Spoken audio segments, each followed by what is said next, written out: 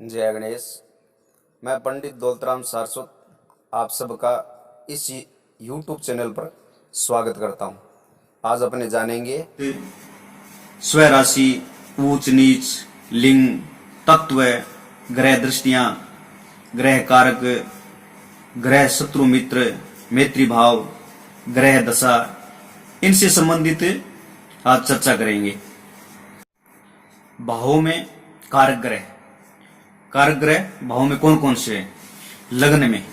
लग्न में सूर्य, दूसरे भाव में गुरु, तीसरे भाव में मंगल,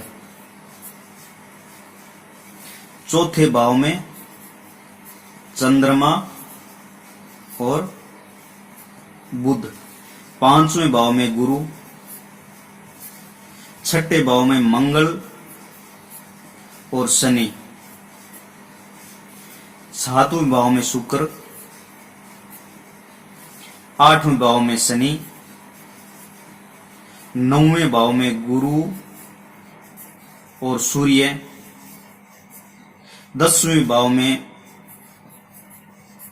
सूर्य, बुध, शनि और गुरु, 11वें भाव में गुरु और 12वें भाव में शनि। ये इन भावों में कारक ग्रह है। अब अपने चर्चा करते हैं ग्रहों से संबंधित। स्वगृह किसको बोलते हैं? जो ग्रह अपनी राशि में बैठ जाए उसको स्वगृह बोलते हैं। जैसे सूर्य अगर सिंह राशि में 5 नंबर राशि में बैठ जाए तो उसको स्वगृह बोलते हैं। चंद्रमा 4 नंबर राशि कर्क में बैठा हो तो स्वगृह माना जाता है। मंगल मेष राशि में और वृश्चिक राशि में, बुध मिथुन और कन्या, गुरु धनु और मीन राशि में, शुक्र वृष राशि और तुला राशि में बैठ जाए, शनि मकर राशि में और कुंभ राशि में। राहु और केतु स्वगृह नहीं है, वे छाया ग्रह माने गए हैं। अब अपने ऊंच और नीच ग्रह से संबंधित बात करते हैं। मेष राशि के अंदर सूर्य बैठा हो तो ऊंच का माना जाता है, परम ऊंच का माना जाता है। वृष राशि के अंदर चंद्रमा और राहु ऊंच के माने जाते हैं। मिथुन राशि में राहु ऊंच का माना जाता है। कर्क राशि में गुरु ऊंच का माना जाता है। सिंह राशि में कोई भी ग्रह ऊंच और नीच के नहीं होते हैं। कन्या राशि में बुध ऊंच का माना जाता है। तुला राशि में शनि ऊंच का माना जाता है। वृश्चिक राशि में केतु ऊंच का माना जाता है। धनु राशि में केतु ऊंच का माना जाता है और मकर राशि में मंगल ऊंच का माना जाता है। कुंभ राशि में कोई भी ग्रह ऊंच और नीच के नहीं होते हैं और मीन राशि में शुक्र ऊंच का माना जाता है। ये इन राशियों में ये ग्रह बैठ जाए ऊंच के माने जाते हैं। जो ग्रह जिस राशि में ऊंच का होकर बैठा है वो ग्रह उस राशि से 7वें ग्रह में नीच का हो जाता है। जैसे सूर्य मेष राशि में ऊंच का है, यही तुला राशि में आकर बैठ जाएगा तो नीच का हो जाएगा, ये सूर्य नीच का हो जाएगा। चंद्रमा वृष राशि का ऊंच का होकर बैठा है, राहु ऊंच का होकर बैठा है, ये अपने 7वें घर में अगर बैठ जाए वृश्चिक राशि में तो ये नीच का हो जाता है। इसमें राहु भी नीच का हो जाता है। राहु मिथुन राशि का उच्च का होकर बैठा है, धनु राशि में ये नीच का हो जाएगा। गुरु कर्क राशि का उच्च है, तो ये मकर राशि में अगर बैठेगा तो नीच का हो जाएगा। बुध कन्या राशि का उच्च का माना जाता है, तो ये मीन में अगर बैठ गया तो नीच का हो जाएगा। शनि तुला राशि में उच्च का माना जाता है, ये अगर मेष राशि में बैठ जाए तो ये नीच का हो जाता है। वृश्चिक राशि में केतु उच्च का है, ये अगर वृष राशि में आकर बैठ जाएगा तो नीच का हो जाएगा। धनु राशि में केतु उच्च का माना जाता है, अगर ये मिथुन में आकर बैठ गया तो ये नीच का हो जाएगा। मकर राशि में मंगल उच्च का माना जाता है, और ये कर्क राशि में अगर बैठ जाए तो नीच का हो जाएगा। कुंभ राशि में कोई ग्रह उच्च नीच के नहीं होते हैं, इसलिए इससे जो सातवां ग्रह वो खाली है, और इससे ये सातवां ग्रह खाली है। मीन राशि का शुक्र उच्च का माना गया है, और यही अगर कन्या राशि में आकर बैठ जाए तो ये नीच का हो जाता है। अब अपने अंश से संबंधित बात करते हैं। उच्च और नीच ग्रह कितने अंश का पावरफुल होता है।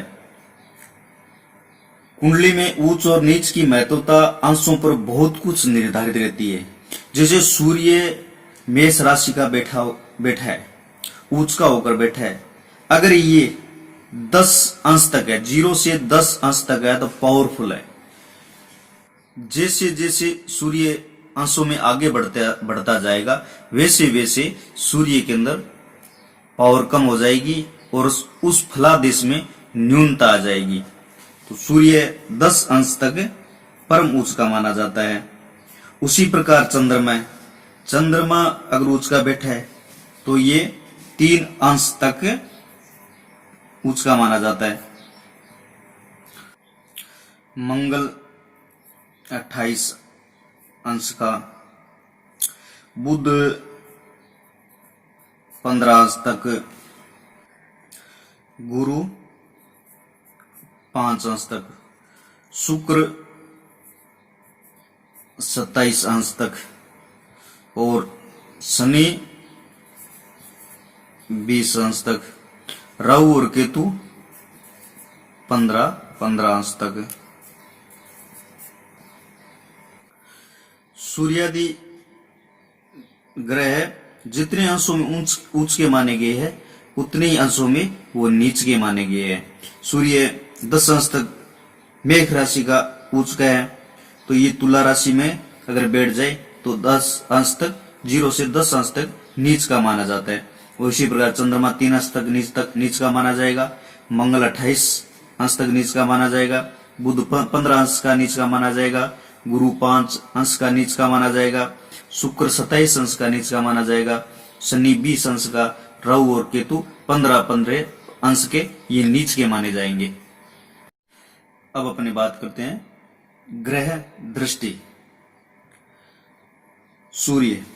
सूर्य जिस भाव में बैठा हो उस भाव से अपने 7वें घर को पूर्ण दृष्टि से देखता है। चंद्रमा अपने भाव से 7वें ग्रह को पूर्ण दृष्टि से देखता है। मंगल अपने जहां पे बैठा है वहां से 4थे भाव को, 7वें भाव को और 8वें भाव को पूर्ण दृष्टि से देखता है। बुध जहां पे बैठा है वहां से अपने 7वें घर को पूर्ण दृष्टि से देखता है। गुरु 5वें घर को और 7वें घर को और 9वें घर को, शुक्र 7वें घर को, शनि 3रे और 7वें और 10वें घर को पूर्ण दृष्टि से देखते हैं। राहु 7वें घर को और केतु भी 7वें घर को पूर्ण दृष्टि से देखते हैं। अब अपने लिंग और तत्व से संबंधित बात करते हैं। सूर्य पुरुष है, चंद्रमा स्त्री मंगल पुरुष, बुध नपुंसक, गुरु पुरुष, शुक्र स्त्री, शनि नपुंसक भी माना गया है और स्त्री ग्रह भी माना गया है। राहु को पुरुष माना गया है और केतु को भी पुरुष। तत्व से संबंधित बात करते हैं। सूर्य अग्नि तत्व है, चंद्रमा जल तत्व है, मंगल अग्नि तत्व है, बुध पृथ्वी तत्व है, गुरु आकाश तत्व है, शुक्र जल तत्व है, शनि वायु तत्व है, राहु जल और वायु तत्व है और केतु आकाश अग्नि तत्व है। आज हमें सीखने को मिला भाव में कारक ग्रह, स्वगृह, उच्च नीच, दृष्टियां, लिंग, तत्व। आगे वाली वीडियो में अपने ग्रह मैत्री, ग्रह दशा, महादशा, ग्रह कारक इनसे संबंधित चर्चा करेंगे। ये जानकारी आपको कैसी लगी इनबॉक्स में आकर अपनी राय व्यक्त जरूर करना और इस चैनल को सब्सक्राइब जरूर करना। जय गणेश।